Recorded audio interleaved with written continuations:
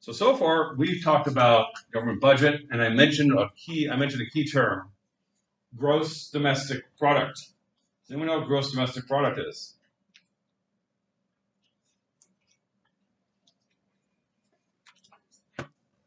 You're probably all a little depressed. GDP, yeah. It's the output of a country. It's the output of the country. So, no, it's related to that. Like the money spent inside the country, or did you say inside or outside? So it's not necessarily outside. It's always going to be with it because it stands for the domestic part, right? It's going to reflect to a particular country. Yeah, Cameron. It's like the total value of the goods and services produced. Oh, that's a bit better. I like that. Do you want to elaborate a little bit? I don't know what to say. Yeah, Liam? The value of the economy overall. I had this all ready to go. I myself. Yes. Oh, I guess I'm using this one. I didn't start to see it.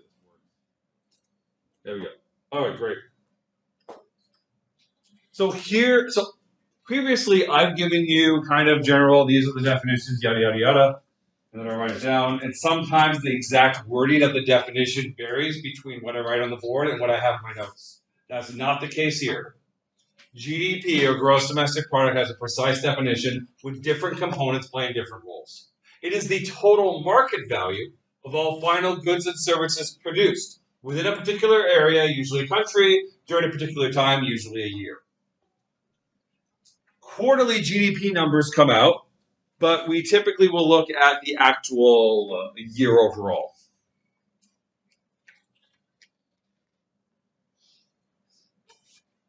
Now, I could do a whole thing about what they all mean. I got half an hour. So instead, I don't want to do that. I want to do an activity. All right. And in this activity, you're going to make airplanes, paper airplanes. There are two airplane manufacturers in the world. Two big ones anyway. What are they? Boeing. Airbus. And they're in the countries of, Boeing is in America, and Airbus is in France. Excellent. Usually people don't know that. We're going to move on. So now we need to think about, so those are which we're going to be. We need to think of a country, a big country, a country that is physically large. So people are flying around a lot, and it's getting wealthier. What's a country that is physically large and getting wealthier? China. Ever been to China? If you want to go and you see the sights in China, you are not taking a train. I mean, sometimes they have like a really fast train you can go on, but you're also often flying. On where the terracotta warriors are, you got to fly to get there. Right? In theory, you can take a train, it takes forever. You want to fly, and as the country gets wealthier, people in China are flying in their own country to see the sights, much like Americans fly within their own country to see the sights. And so they're going to need paper airplanes, or they're going to need airplanes, and you're going to make them. Now, the thing is, these are domestic flights in a big country. They do not need airplanes made out of a full sheet of paper. They need airplanes made out of something that's a bit smaller. So your first step when you make the paper airplane is that you will rip it in half.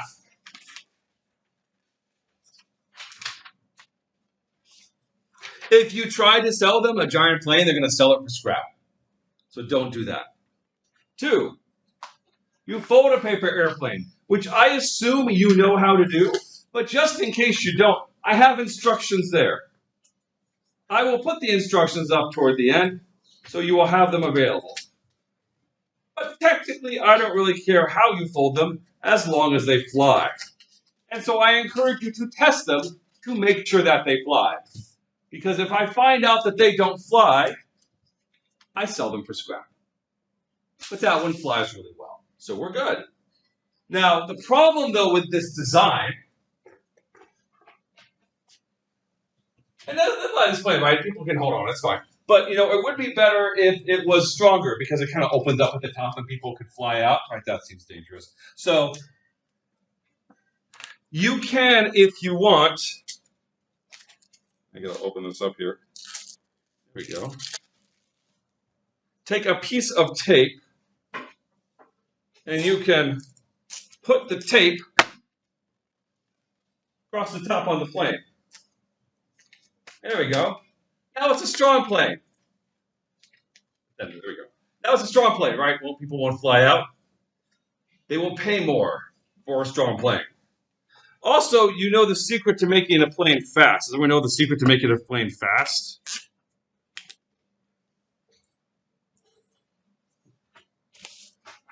You add a racing stripe. Everyone knows that. If you add a racing stripe to both sides, and don't do it only on one side, because then one side goes faster than the other, and then they just turn around in a circle. You don't want that, right? But if you add a racing stripes to the plane, it will go faster, and China will pay more for a fast plane. And if you do both, then it's a super plane, and it would pay even more. See, look, that was faster, and oh my goodness, it went all the way over there. Much better plane. Much better plane. Now, these steps are optional. You don't have to do them, but you should keep in mind that they are good options. Here are the numbers. We're not going to keep track of the numbers. I have an Excel document to keep track of the numbers for us. But this is going to be a situation where the tape only comes from one country, the United States, and the markers can only be bought in another country, France. I need to figure out, let's see, 2, 4, 6, 8, 10, 12, 14, 16, 18, 20, 26. Which is the bigger country? Which has more people in it? United States or France? United States. So we're going to do maybe 7 in France and the rest of the United States. Maybe 7 or 8. I think 7 is fine. So you guys, you are France. You're in charge of markers. Just keep track of who buys which one. And then the rest of the building, the rest of the room is going to be United States. Keep track of who buys the tape. Now, keep in mind, this is one piece of tape.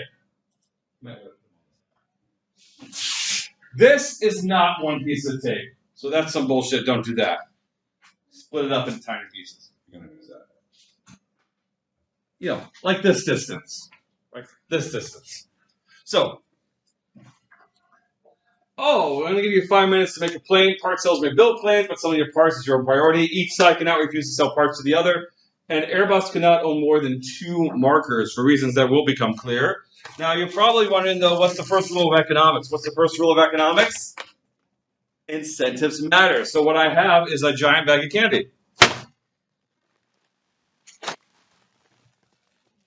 Yeah.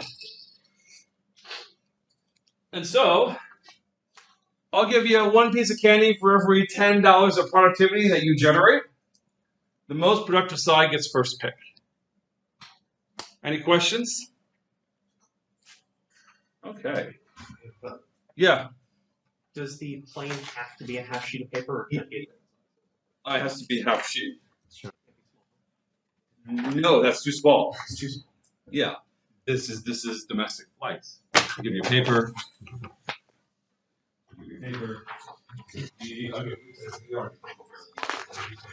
And spread it out.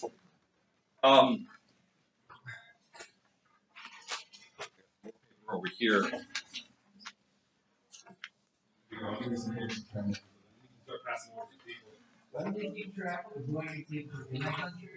Yeah, both. I mean, all right, and let me pull out the timer because I got to give you 5 minutes. So, timer. Not an hour, thank you very much. 5 minutes. Okay, and you're going to start 3, 2, 1. You got 5 minutes to make paper airplanes. 7, 6, 5, 4, 3, 2, 1. We are done. Are you done? So go ahead and turn them in.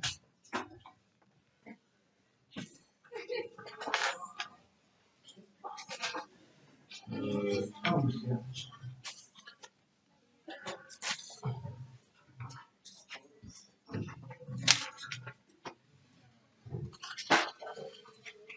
All right. So let's see. This is.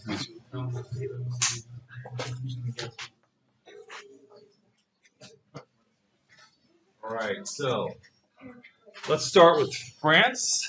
Oh my goodness, you guys didn't do very much. Okay, so this is not folded. It has no. I mean, I know. Oh, it has the wings right here. I've seen this design. This is the everyone's going to die immediately design. Because it just goes like that. Like you just. So that's going to be. I told you to test them. This one does not have wings. It was just folded, but then like it doesn't actually have any wings, so it can't go anywhere. That's trash. These are pretty good. This is ripped. What happened here? Would you fly this plane with a giant like? That's fine. That's fine. No judgment. I'm judging a little. Okay, so we these look great though. These look great. This is we have. Looks like we have 3 fast ones, 4 fast ones. Fantastic. So I'll give you 4 fast. It looks like I saw a super one as well. Yep, this is super. That's good. I really want to be okay with this, but I can't. I can't. Oh, so we're gonna sell. Let's see. We'll do. I'll give you like.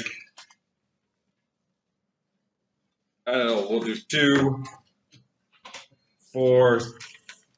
I'll do a total of 7. I think they could maybe fix that giant gap. All right, that was France. Yeah, like a. Oh, wait. I was like, where did it go? There it is. All right, great.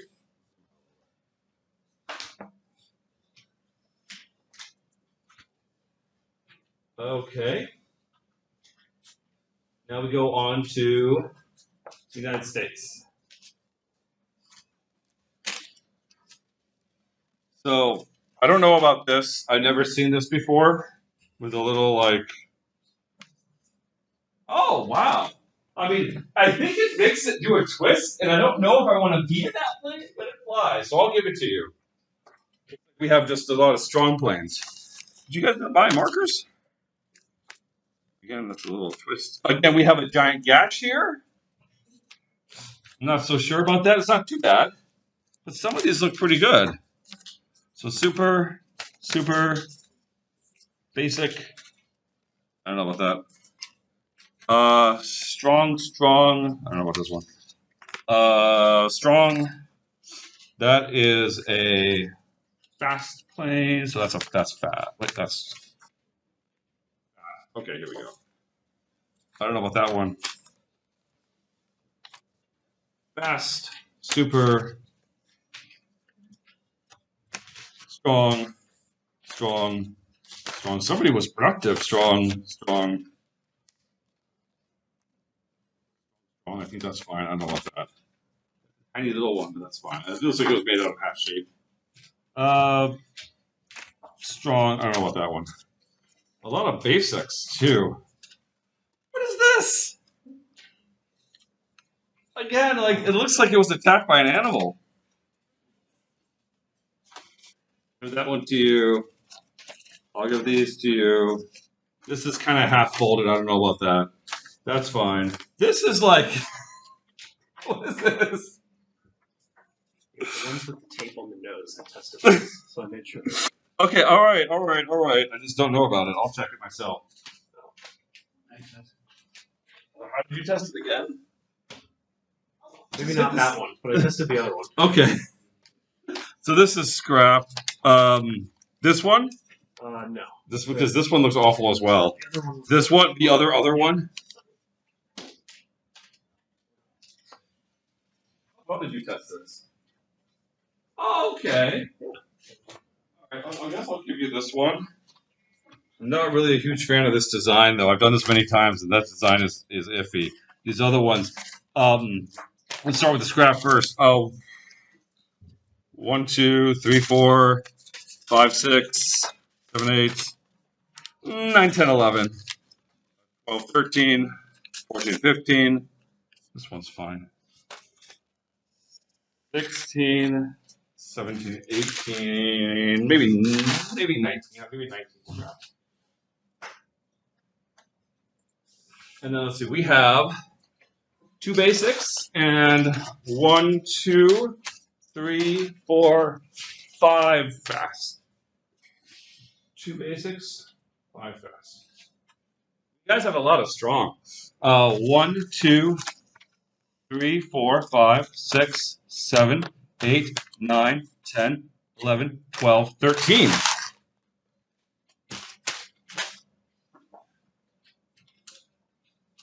And then finally, looks like we have 1, 2, 3.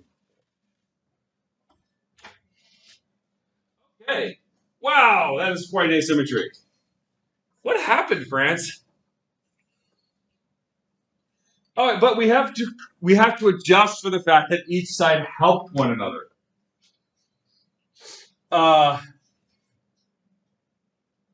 Because the United States, you helped France do some of its production, didn't you?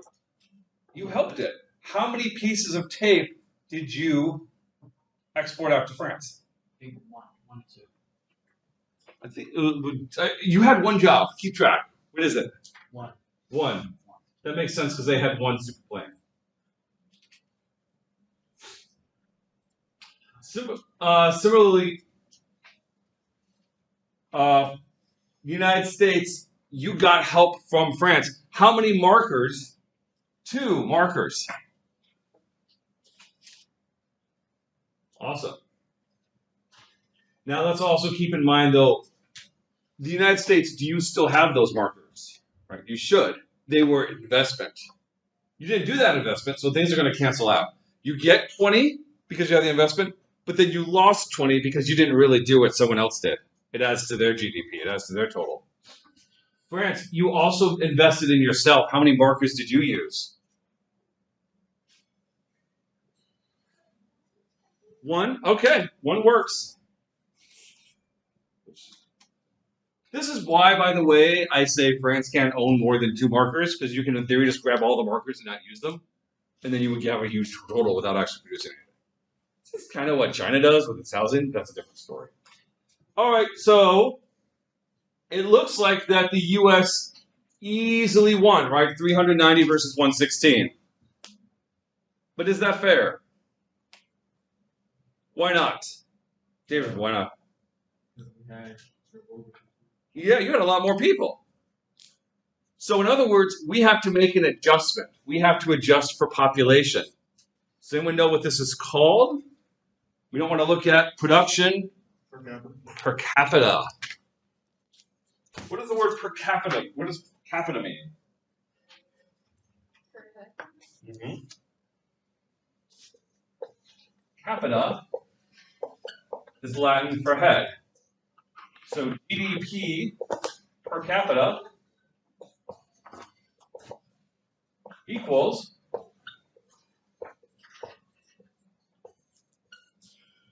GDP. This is, by the way, where we get other terms, like capital, the head of government, or capital punishment, remove the head and kill the person. Capita is the same. We're going to adjust for population. So we had 7 people in France. And we had 1, 2, 3, 4, 5, 6, 7, 8, 9, 10, 11, 12, 13, 14, 15, 16, 17, 18, 19 people in the United States.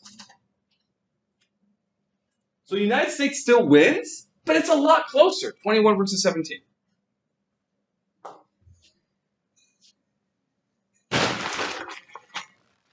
I'll round up. United States, you can take 2 pieces each, and France, you can take 1. It's like, come on. Usually, I want to point out, too, France usually wins. I don't know what happened this time, but here's one from a previous year. France won. And this 1 year, France won by a lot. I don't know what happened. They were really amazing. So I don't know. Sometimes one side just has some really productive people on it who know how to make a paper airplane really fast. I'm not sure what happened, but regardless, you can see what big of an impact it has when you adjust for population. Now, I mentioned though that you should keep track, Anthony, of not only how many pieces of tape that you send to France, but also how many pieces of tape that you send to the United States. Did you do that? Yeah. How many pieces of tape did you send to the United States? 20. So should we put that on the list? I guess so. No, we shouldn't. So when I was kind of lying to you when I said you had to keep track of that. I meant to do it as a purpose. I meant to do it to illustrate something. Because when Anthony produces those pieces of tape get transferred over to you guys, the Boeing factory. And then they get put on the plane, and then the plane raises in value as a result, right? This plane is worth 5 more than it should be. If you were to count the tape once when it was produced by you, when it left your little factory of your desk, then we would count the tape twice, once from you and then once in the final product. And we don't want to do that. Right?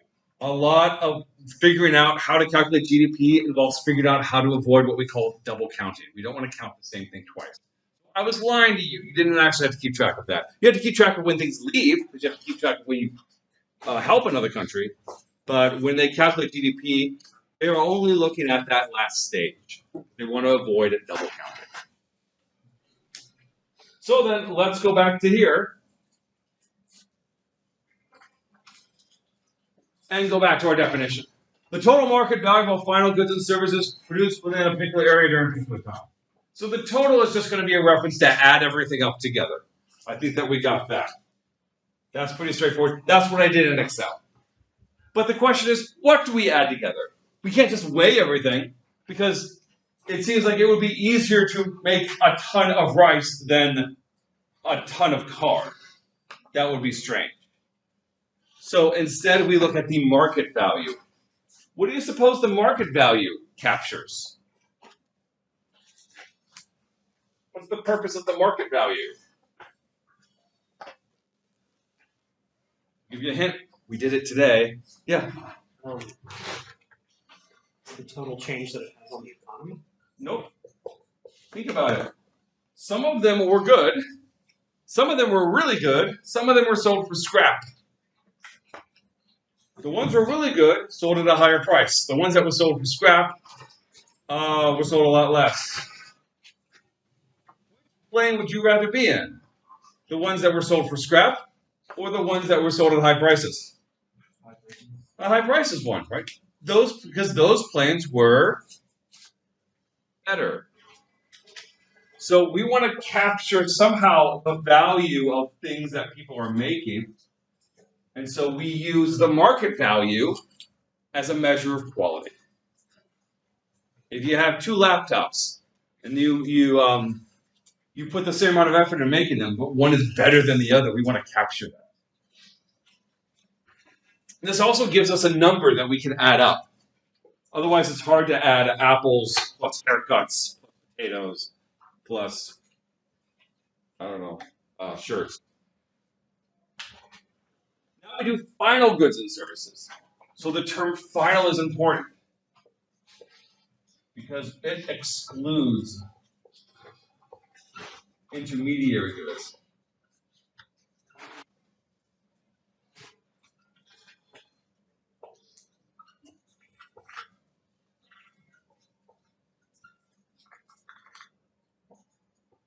And services.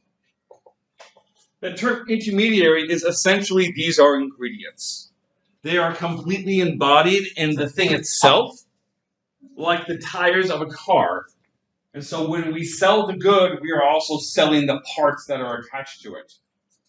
And as a result, the good is more valuable. And as a result, we're already counting them. If we were to count the intermediaries when they were produced as intermediaries, we would count the intermediaries twice. We don't want to do that. The only time we explicitly include intermediaries is when we're adjusting for international trade.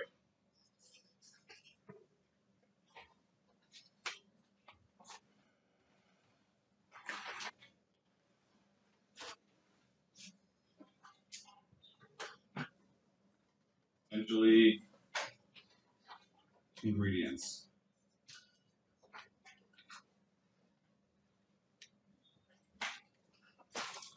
All right.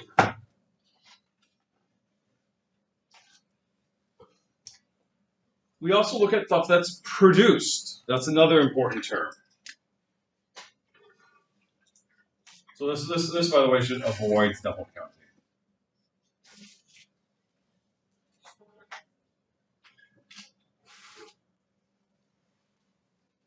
The term produced is also matters.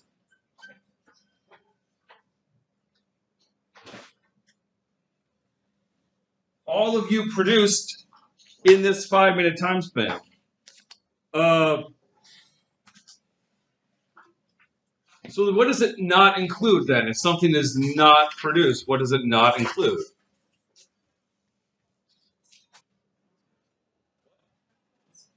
Say one more time this readily. Transfers.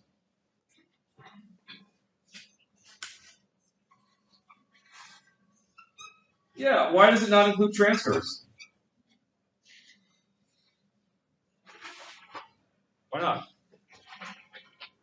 Like, why does it make sense? Yeah. Like, let's imagine if it did include transfers. What I could do is like, $1.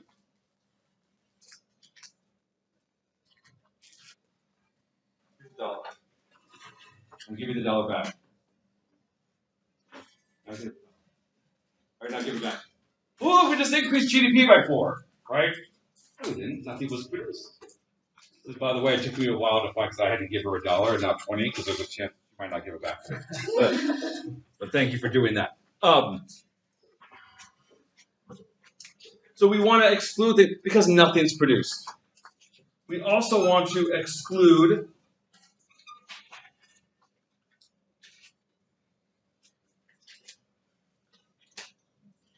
used goods.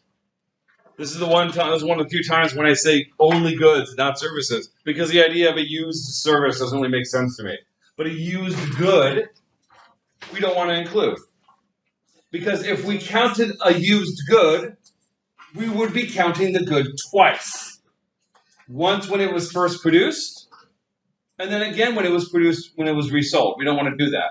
So if someone buys a house that was built in like the 80s, that sale of the house is not going to be counted to GDP. Because otherwise you'd be counting that house twice. Once and now when you're buying it, and then once when it was first bought. You don't want to do that. What will be included are things like the payment to the real estate agent. Because the real estate agent provided a service this year that was produced. So he or she gets payments. That is included. But the actual item is not. Again,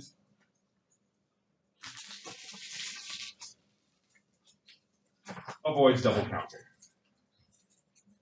Similarly, we exclude transfers to also avoid double counting because the government, when they send a Social Security check, that's a transfer. That's not included in GDP. Because if we included the time when the government sent money to you, and then you spent the money at the store, then we'll be counting that money twice, even though only one thing was produced. We don't want to do that. So much of it is checking to see if you are making that adjustment, if you're not double counting anything. As mentioned too, we're going to do this in a particular area, which is what we covered here. As we'll note in a moment, we have to adjust for boundaries and trade. And at a particular time, again, usually a year. Any questions about that? No? Great. Is that the end? Yes. Okay. So let's do a couple of quick things, and then I'll let you go. I'm going to do a quick version of the I have 3 items I know I'm basically out of time. I'm going to do 3 items really fast, so bear with me. Because things are confined to a year, we can calculate something called the growth rate. Actually, I think I don't have time. I'm just going to do this. To calculate the growth rate, you take the new value minus the old values and divide by the old value. That is one way to do it. Oh, and growth rates are always 1%. Another way to do it is to recognize there's a little bit of math going on here that makes things easier. Can you simplify this equation?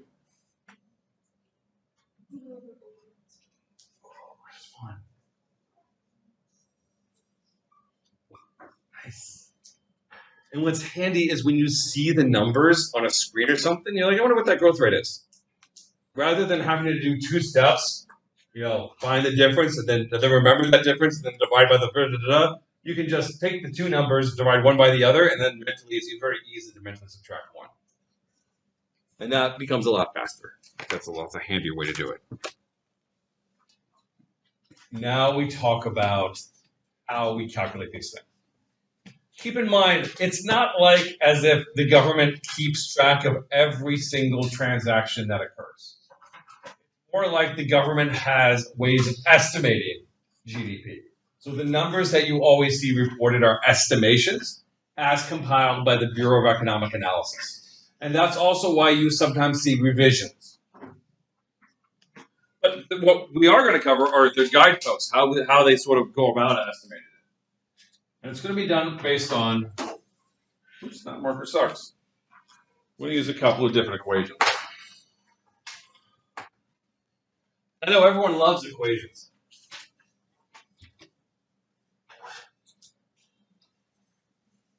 The spending approach is one way to estimate GDP. In the spending approach, Y stands in for GDP.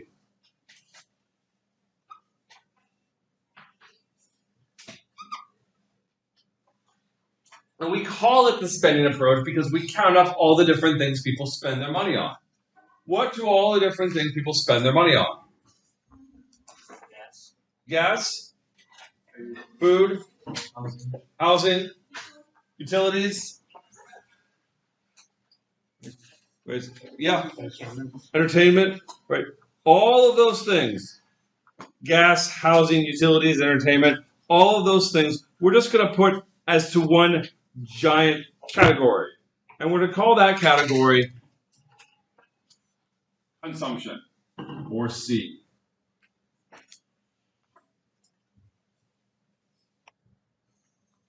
This would be a really boring equation if we were done, but good news, we're not done.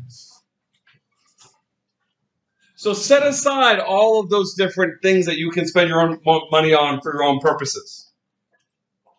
What else? How else do people spend money? How else does money leave their pockets? Go ahead. Taxes. Tell me more. Where do taxes go? To the government. What does the government do with the money? They spend it on stuff like education. So I'm going to put a space here because that's not the one I usually have here. There's a standard order for these things. But you're right, we're going to put in G for government spending. Before I develop more on that government one, I do want to put one in the middle here. Yes? Isn't that like business or investment? Ah, you said the key word. Investment.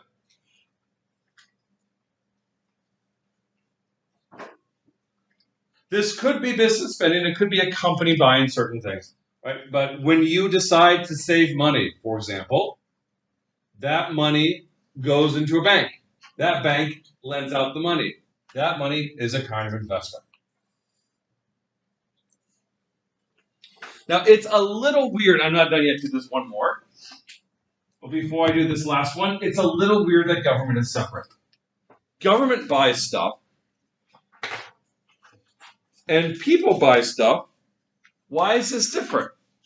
Why is it different? Why do we set aside something like if I send my kids to private school, it's consumption. But if the government pays for schooling, it's government. Why not just put it all under consumption? What's going on? Oh, it's not So. It's So I mean, any random private school you have isn't a for-profit school they're either. not expecting a monetary return on it. Close, but it's not necessarily return because again, like there's a lot of K through 12 schools or K through 8 schools that are not profit, right? They're not expected to return grades. Is it because government is for public goods? So what do you mean by that? Like private school, you have to pay out of your own pocket Uh-huh. to send your child to school for that education, but in public schools, it's free and anyone can go there. Exactly, right? What was the definition of GDP again? Gross domestic product. No, that's what it stands for. What does it mean? Every year. Yeah. What was it? Total. Total market value. Right? We have a weirdness here. Because when you send your kid to a private school, there's a tuition, as Rich points out, there's a tuition that you pay. But if you send your kid to a government school, there's no tuition. And that's a little weird. It's kind of like saying, I guess the value is zero, right? Like, why do we have market value? What's the purpose? Do you remember what's the purpose of using market value? Measures what? Measures quality. And so when we send our kids to public schools, if the cost of that public school is zero, that means the quality is nothing, right?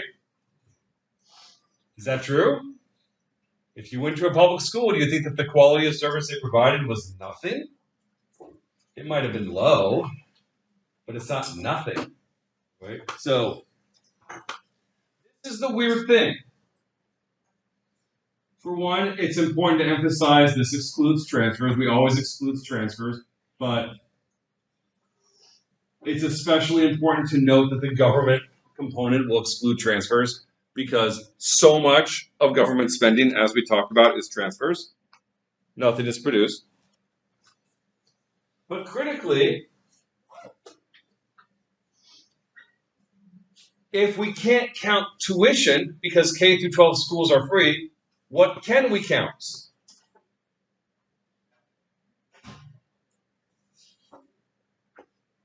Yeah, Kevin. Can it be taxes?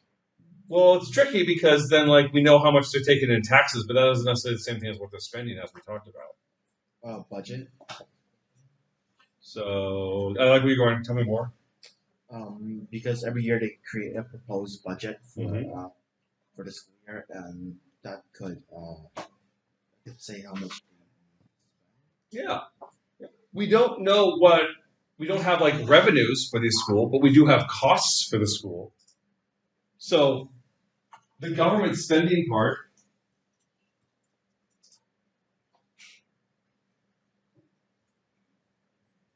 counts costs because services are usually free. And it's not just schools. Governments repair roads. They often don't charge for roads, especially like, the local roads. It's just not practical. And so we don't know how much the value of the roads are, but we do know how much the government spends to maintain them.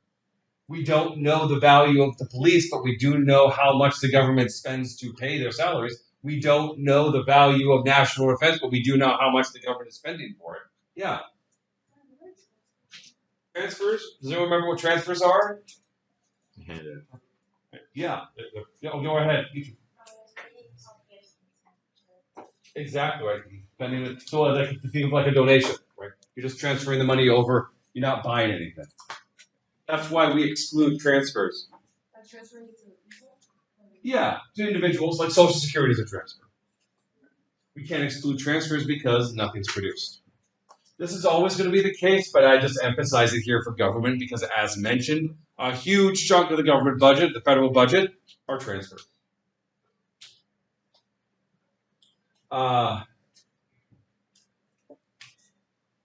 Counts, let's make that a little neater. Cost. Because services are free.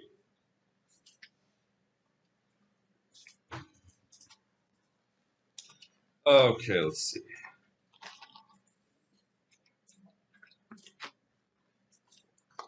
So we don't want to say that national defense has a value of 0.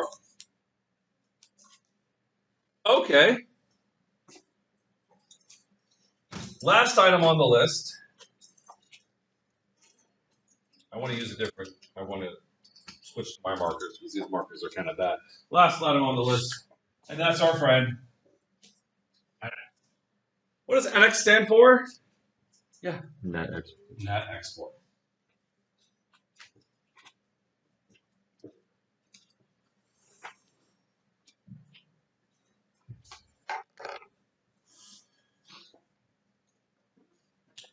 Net exports are really there to correct for international trade.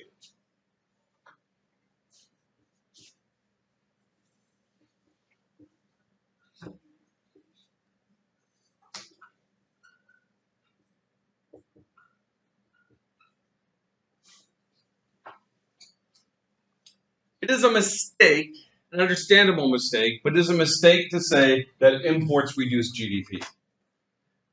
Imports are really there to correct for trade. If I purchase olive oil that was made in Italy, that increases C consumption. But that would be a mistake because the US did not make that olive oil. The US provided some of that. They transported it from the port over here. They're, providing an easy way for me to access it so I don't have to stand at the port and try to flag down a truck or something. Right? They're making that easy. That's part of the service they're providing. But a hunk of that price doesn't go into the United States. It goes abroad to the people who actually made the olive oil. And so we have to correct for that. So think of this as more of a correction.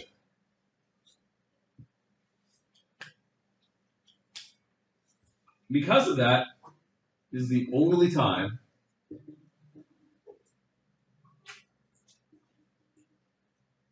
intermediary goods and services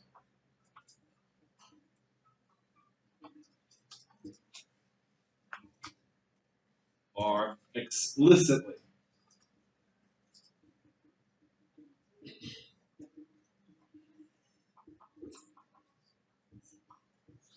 included in GDP.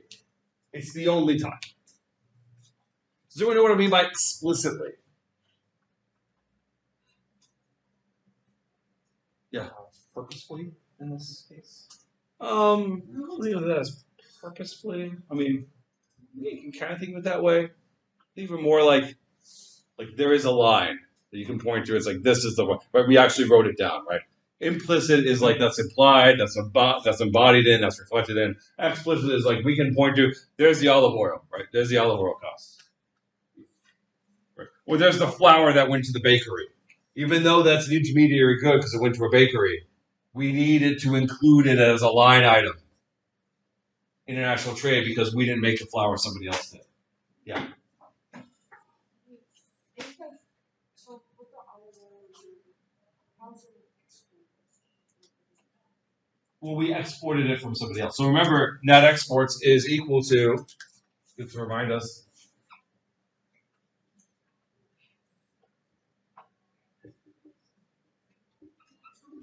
when we talk trade, exports minus imports.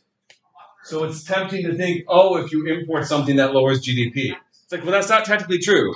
Because if you import something, you bought it, and it's counted up here, and then it's removed over here. It's the net effect of 0. It's just, the NX part is just there as a correction. Because it's a lot easier to count stuff at the border when things are coming into and out of the country than it is to count things at the store. And then the BEA is scrutinizing your receipts and saying, oh, well, this thing came from Italy, so we can't include that item because we didn't make that item. That gets complicated and stupid.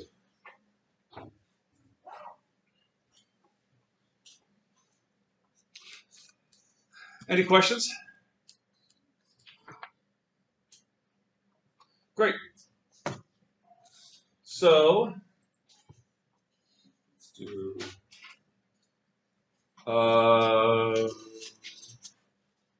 The problem is this is an estimation. And we could be wrong, right? The BEA could be wrong. So it would be nice if there was another way to estimate GDP. And then if you have these two different ways of estimating GDP achieved from two different sources, and they match up, then you can reasonably think that this is a correct estimate. But if they're off, then you can try to figure out what's wrong, right? Why are they off, right? So it would be nice if anyone has done. Do we know what double entry bookkeeping is? Some people. Taking an accounting class. So it's, you have two separate you have multiple accounts for things. So if you're let's say you spend money on an insurance policy. Yeah. That's for 1 year. You wouldn't just write that as spent $1,000 in 1 year of insurance. It would be $1,000 goes into prepaid insurance. Yep. And then as that goes on, money comes out of that to insurance expense, and it gets marked as credits. Exactly. Why do they do it that way? To make sure that everything lines up. Exactly. Right. That's the purpose of the double entry bookkeeping. Is you record every transaction is effectively recorded twice. And so when you can add everything up and subtract everything, and if the numbers match, it's like, okay, I didn't miss anything. Right? If you don't do double entry bookkeeping, it's really easy to miss stuff. And so you have a way of checking your books and making sure they're fine. So similarly, we have a way of checking the national books. Because there's another way to figure out what GDP is. Can anyone name something they bought recently?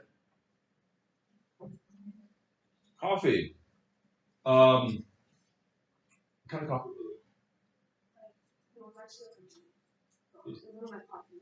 Yeah, it was the drink, right? What kind of coffee? A caramel latte. I don't drink coffee, but I like caramel. So, how much does that coffee cost?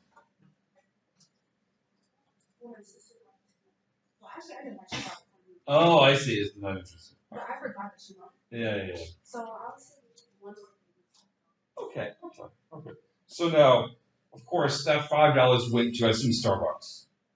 No? Local cafe. And the local cafe took some of that money, and they used that money to pay off workers.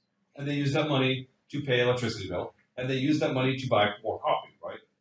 Now, when the coffee grower got that money, did they at any point say, oh, by the way, and go out into their fields and dig a hole and say, here you go, Earth. Thanks for helping me grow coffee. And then they bury it. Did that ever happen? No. Because every dime and dollar spent ends up in somebody's pocket as income. At no point do we ever pay the earth, or we don't pay the pigs, right? It always goes to people, which means the total amount of spending in the economy, in any economy, is going to be equal to the total income. In any economy. And so this is the income approach. Actually, I think I'm going to put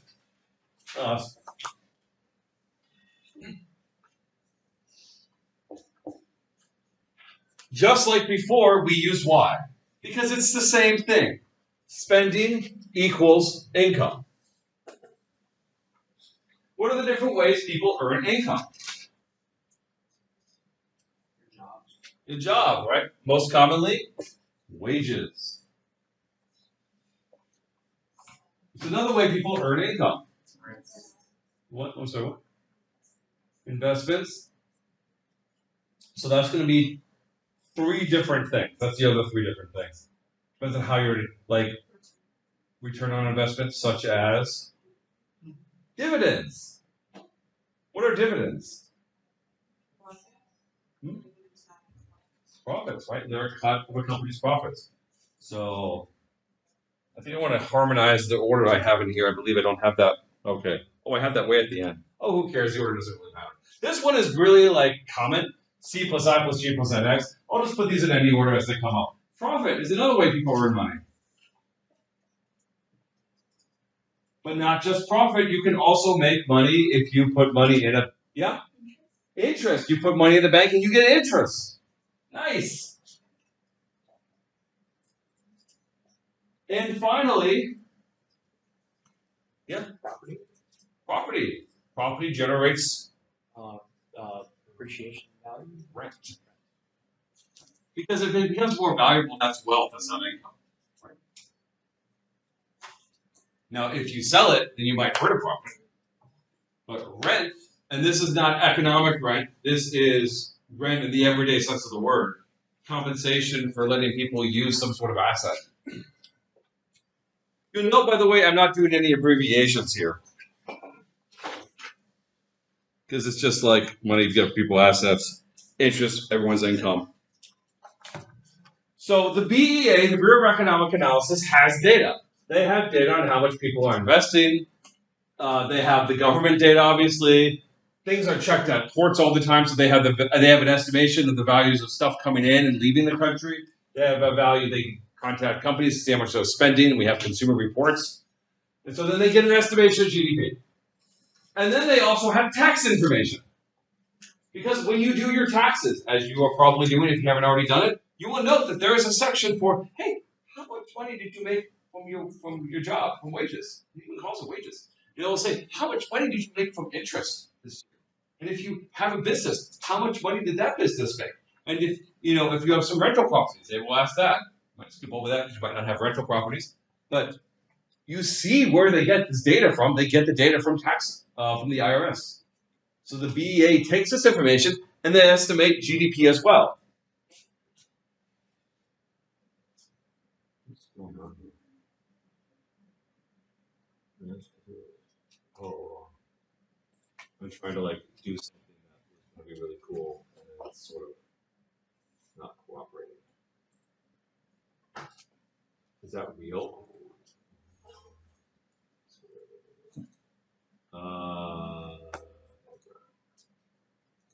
So the idea is that they have these two different methods.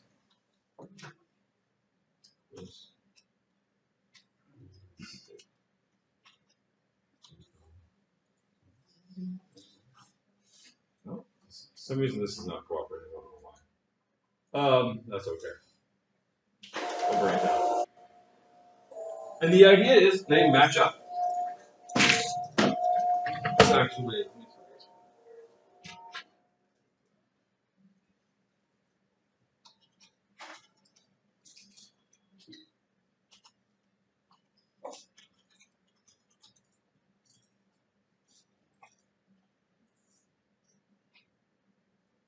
Here we go. Now, for some reason, they changed how to do this, and I really hate the defaults now. This is the Federal. I think I showed you this before. I showed you the Federal Reserve Economic Database before. Have I showed you this before? No? Okay, so if you're ever trying to figure out some kind of information on historic data or something, I recommend going to the Federal Reserve Economic Database. It aggregates a whole bunch of information from different areas. It's totally free. You can easily get Excel files and so forth with a simple download. And you can get data like unemployment rates or GDP data and so forth. And here we see GDP data. This, by the way, is adjusted for inflation. And we have the blue line, gross domestic product, adjusted for inflation. And we have gross domestic income, adjusted for inflation. And note how much they match up. So I'm going to change this system. I used to be able to drag. I really don't like this. Let me zoom in a little bit. Right? They obviously don't have the GDI numbers yet. Now, granted, this one is called GDI, one is called GDP, but they're both used to estimate GDP. The GDI number checks the GDP number. So the blue line is the spending approach, the red line is the income approach. And they match up really well. It's not perfect, right, because these are estimations. But when people say, oh, I don't know if we should trust the GDP numbers, it's like, well, if you can't trust the GDP numbers, why are they so close even though they're being estimated from two completely different sources?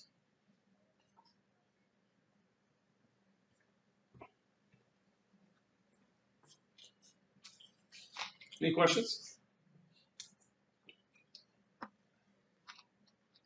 Yeah. Is it good that it's really good? Well, what do you think?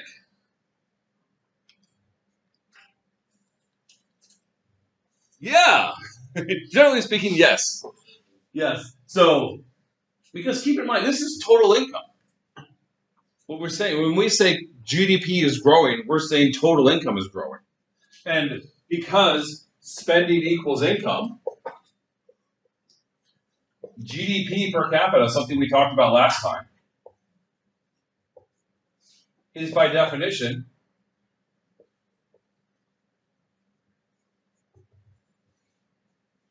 average income.